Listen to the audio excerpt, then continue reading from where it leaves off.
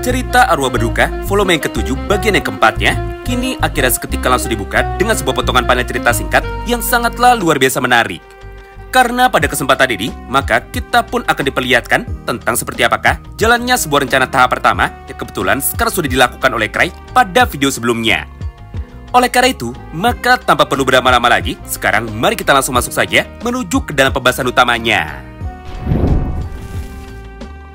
Singkat cerita, turnamen dari para hunter ini adalah sebuah turnamen yang biasanya diadakan sebanyak 1 tahun sekali. Jadi gara-gara itu, maka secara otomatis banyak sekali hunter-hunter kuat yang berkumpul di dalam satu lokasi sekaligus. Lalu, karena banyaknya hunter kuat yang berkumpul, maka di saat yang bersamaan, para kelompok penjahat-penjahat kuat yang ada di seluruh dunia otomatis sekarang langsung berkumpul juga. Contohnya yang paling kuat dan juga yang paling dominan adalah 3 kelompok kriminal berikut. Yang pertama adalah kelompok Kitsune atau kelompok rubah ekor 9. Yang kedua adalah kelompok dari Hellgate. Dan yang ketiga adalah sisa kelompok dari Snake atau kelompok dari organisasi ular. Tentu saja, selain ketiga kelompok kriminal itu, sebenarnya masih banyak lagi nama-nama kelompok kriminal lainnya yang sekarang sudah bersiap untuk dapat bisa menyerang para hunter. Nah, masalahnya, persaingan di dalam dunia para penjahat sangatlah mirip sekali dengan persaingan yang ada di dalam dunia para hunter. Di satu sisi, para hunter mencoba untuk bisa bersaing satu sama lain demi dapat menaikkan reputasinya supaya dirinya bisa dipercaya untuk dapat diberikan misi yang jauh lebih sulit dan juga jauh lebih banyak. Lalu jika mereka bisa mendapatkan misi yang banyak, maka secara tidak langsung mereka pun akan bisa menjadi kaya. Sedangkan di sisi lainnya, hal seperti itu sekarang juga terjadi di dalam dunia dari para penjahat. Bedanya, penjahat bersaing satu sama lain untuk bisa mengalahkan para hunter, supaya reputasi mereka bisa dikenal, serta supaya mereka semua bisa menjadi semakin ditakuti oleh kelompok para penjahat lainnya. Lalu, jika kelompok dari penjahat ini bisa menjadi yang terkuat sekaligus menjadi yang paling dominan, maka secara tidak langsung mereka lah yang bisa menjadi penguasa di dalam dunia kegelapan.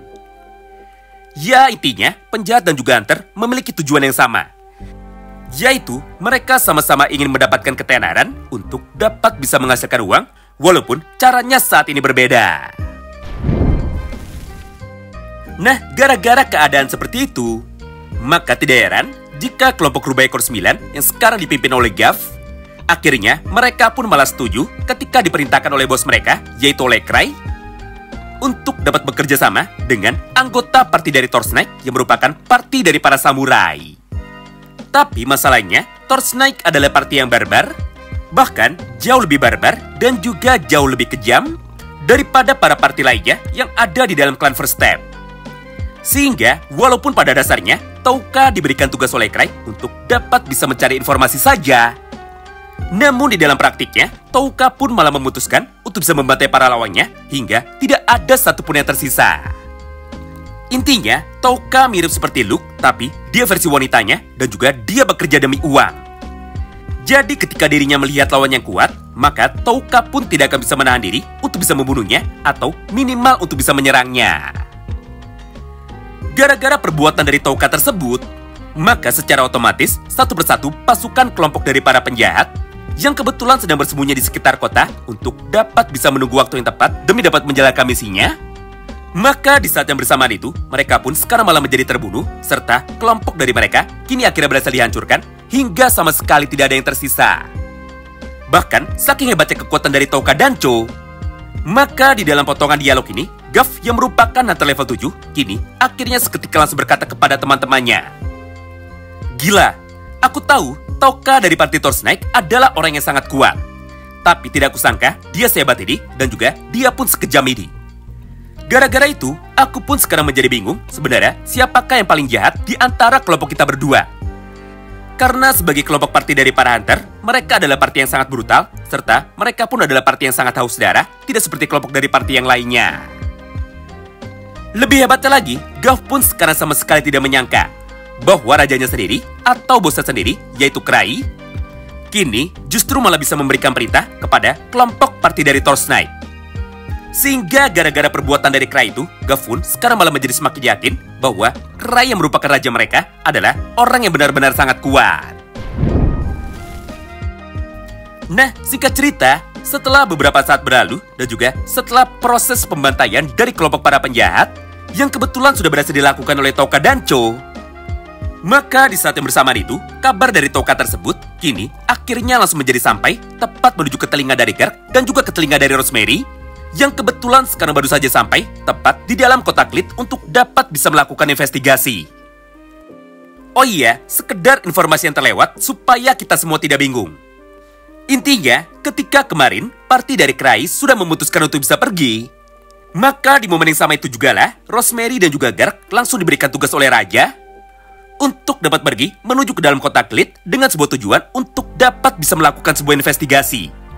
Karena menurut intel yang beredar, dan tentunya intel itu bersumber dari informasi Citri, maka Citri pun sudah sempat menjelaskan kepada Raja bahwa di dalam turnamen para hunter ini nantinya akan terdapat serangan dari organisasi kriminal yang ada di seluruh dunia.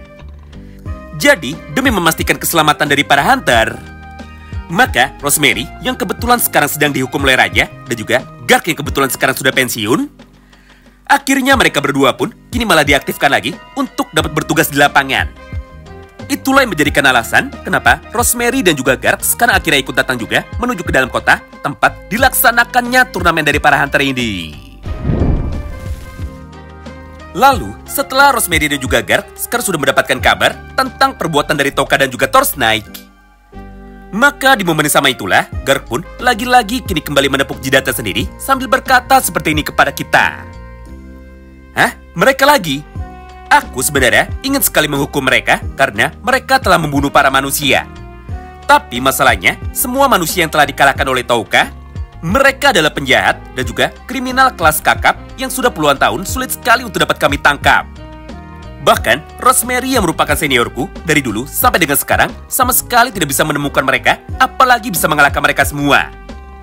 Untuk perbandingan, Rosemary sudah menjadi hunter level 8 ketika aku saat itu masih muda dan juga ketika aku baru saja memutuskan untuk dapat menjadi hunter. Lalu selama itulah, sampai dengan aku pensiun, kami berdua sama sekali tidak pernah bisa menangkap kelompok para penjahat ini dengan menggunakan cara kami sendiri.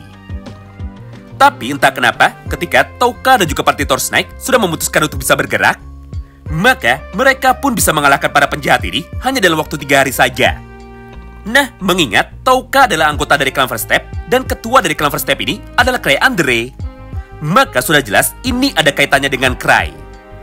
Atau jika kita sederhanakan bahasanya, perbuatan dari Touka itu semuanya adalah rencana dari Cry dan juga itu adalah perintah dari Cry. Karena sejatinya di dalam dunia ini hanya ada satu orang saja yang dapat melakukan apapun jika dia mau.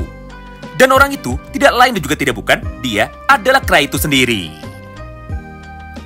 Mendengar ucapan itu dari Garp, Rosemary pun kini seketika langsung menyambungnya. Kau benar, orang itu adalah orang yang sangat misterius. Kita tidak pernah bisa menebak apakah rencana dari orang itu yang sebenarnya. Serta kita pun sekarang juga tidak tahu apa maksud dari Cry memutuskan untuk dapat menghancurkan organisasi kriminal lainnya yang sekarang sedang berkumpul di sekitar kota ini.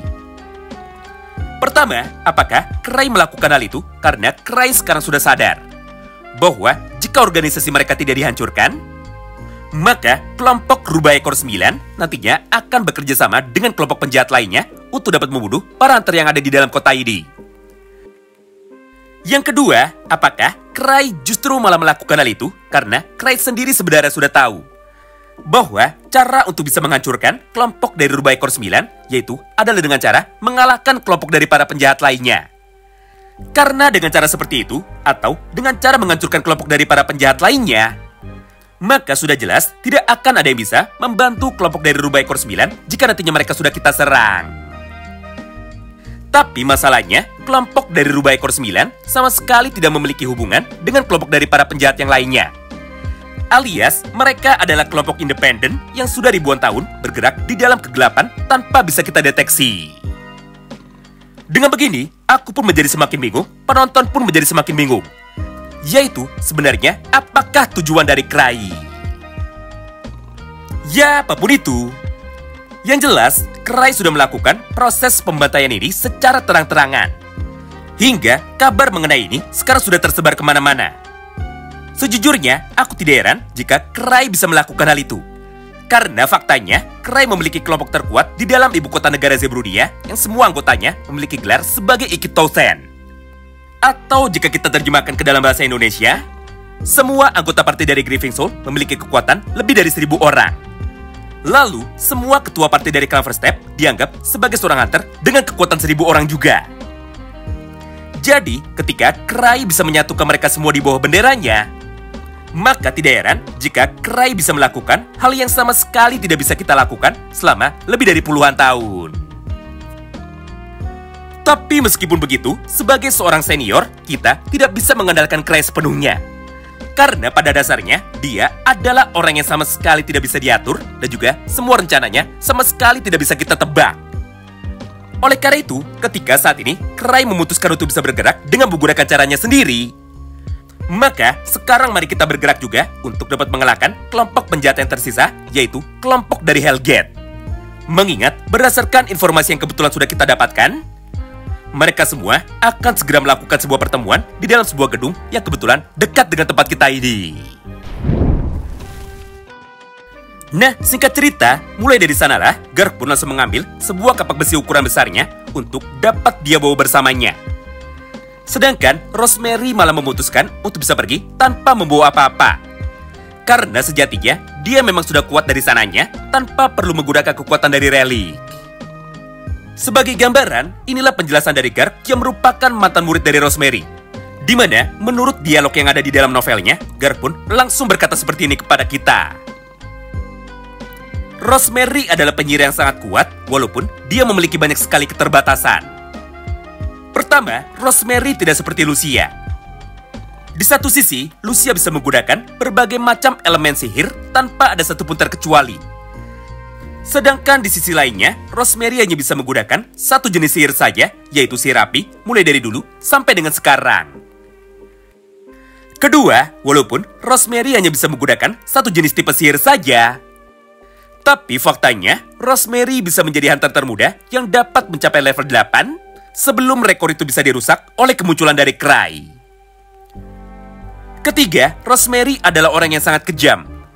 Di mana ketika dirinya dulu masih muda, maka Rosemary akan menggunakan kekuatannya untuk dapat membakar siapapun lawannya.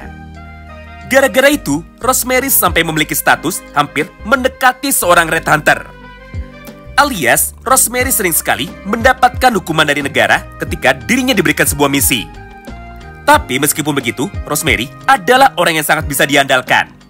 Karena pada dasarnya, Rosemary memiliki gelar sebagai seorang Ikitosen juga, alias hunter yang memiliki kekuatan setara dengan 1000 orang.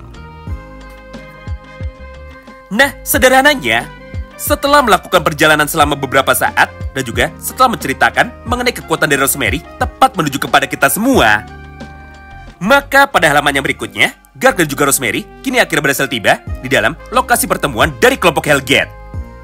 Lalu tanpa menunggu lama, mereka pun sekarang langsung mencoba untuk bisa segera masuk menuju ke dalam markas dari musuh dengan menggunakan pintu depan walaupun mereka hanya berdua saja. Kemudian sesampainya di dalam pagar, mereka berdua pun kini seketika langsung menjadi sangat terkejut dan juga mereka pun mulai bertanya-tanya. Yaitu, kenapa mereka tidak bisa melihat ada satupun lawan yang sekarang masih bisa berdiri? Alias, kenapa sudah banyak sekali mayat yang berjatuhan tepat di dalam markas dari kelompok Hellgate ini? Bahkan ketika mereka sudah masuk menuju ke dalam ruangan, maka sekarang mereka pun malah bisa melihat semakin jelas bahwa satu persatu anggota dari kelompok Hellgate ini sekarang sudah tergeletak di tanah dengan tubuhnya yang sudah berlumuran banyak sekali darah. Di satu sisi, ada beberapa penjahat yang sekarang kepalanya sudah benjol dan juga tubuhnya penuh dengan bekas luka pukulan. Sedangkan di sisi lainnya, ada beberapa penjahat juga yang sekarang tangannya sudah hilang akibat ditebas dengan menggunakan pedang. Gara-gara itu, mereka pun akhirnya langsung bergegas untuk bisa segera masuk semakin dalam demi dapat mencari siapakah orang yang telah melakukan hal ini. Nah, disinilah sebuah kejutan menarik akhirnya kini seketika langsung terjadi tepat di hadapan kita semua. Mengingat pada kesempatan itu, tiba-tiba saja dari arah yang berlawanan, nampak sekumpulan dari para penjahat dengan pakaian berwarna hitam yang terlihat sedang berlari ketakutan ketika mereka sedang dikejar oleh sesuatu. Lalu dari arah belakang mereka, terdengar suara teriakan yang sangat kencang dengan bunyi seperti ini. Di momen itulah, Rosemary dan juga Gark akhirnya kini seketika langsung masuk menuju ke dalam mode tempurnya. Di mana, Gark pun langsung bergerak menuju ke arah depan untuk bisa menjadi tank. Sedangkan Rosemary langsung bergerak mundur di belakang Gark sambil mengeluarkan teknik sihirnya. Lalu tanpa menunggu lama, tiba-tiba saja muncullah seorang hunter dengan rambut berwarna merah dan juga dengan menggunakan topeng tengkorak yang sedang tersenyum.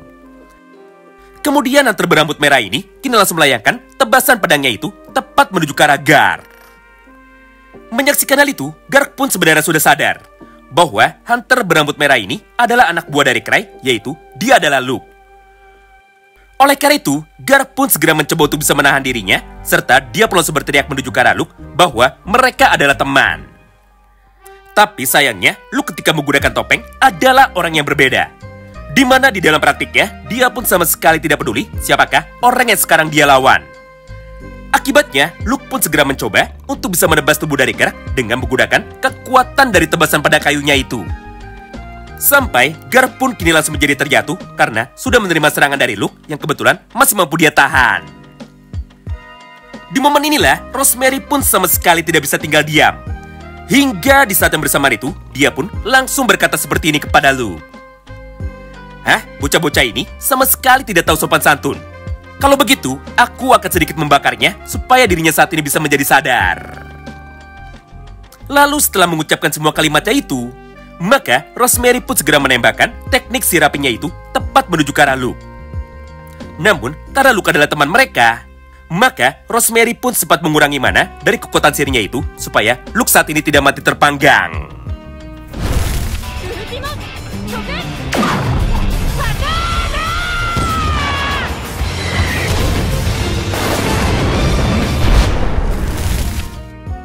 Tapi sayangnya, semua serangan dari Rosemary itu ternyata sama sekali tidak berguna tepat di hadapan dari Luke. Mengingat pada kesempatan ini, Luke pun malah memutuskan untuk bisa berlari untuk dapat bisa mendekati teknik sihir dari Rosemary.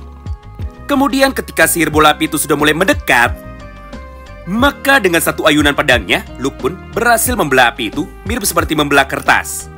Sampai pada akhirnya, serangan dari nenek Rosemary sekarang sama sekali tidak mempan kepadanya. Namun lucunya, Luke pun sekarang hanya menggunakan pedang kayu saja.